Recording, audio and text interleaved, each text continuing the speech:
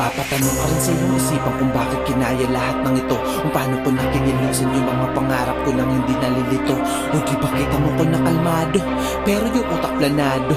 Mahirap talagang basahin na parang operasyon lang ng sundalo. Masyadong kay kung sino yung mga tao na lalayo sa akin, wala akong pake. Wala na rin time makipag-unahan at ako'y nakapokus na sa salapi.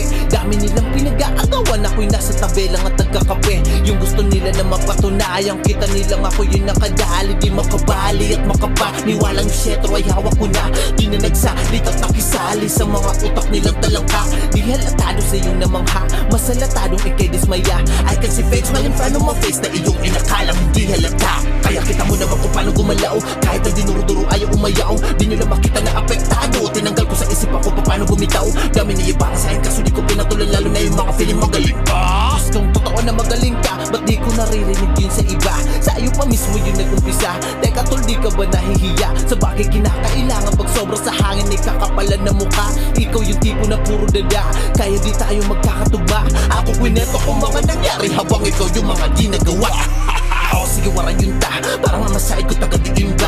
Makusugit akong pamatay ang bisan niya ikaw hirayo. Ayaw ka pa usa kung dungog ka, oras dugo balas takipusta. Puro nalakwartang gipangita, waray panahonin na puro pakiana. Babatunong kalahin puro gagaba, aminado nga naging makurye. Nakabutangan sulit ang pira kabulan, waray na pagtapon ng mga kilala. Ako naging kabutangan, uruot mahugong at sobrang kasama kadala niya akong ginagian. Ibugusin niya nga akong pagkatauhan, mga lumabay nga kakurian. Now that you know where I came from, palog in the clue and that's my hometown. Thought I was kidding when I said believe in me. Someday they asked me if how did I want. Parang ngayon maitanong ko lang, how does it feel when you see that I'm done? Yung batang puro gulo lang yung alam, ngayon ay nakatapak sa iyong harapan. Pinatunayan yung kaalaman nito ay pinalawak ng karanasan. Nagagulang inaral diskating mga natutunan at di ko na pinabayaan. Hanggang yung pagod di na madama, yung negatibo biglang nawala. Sige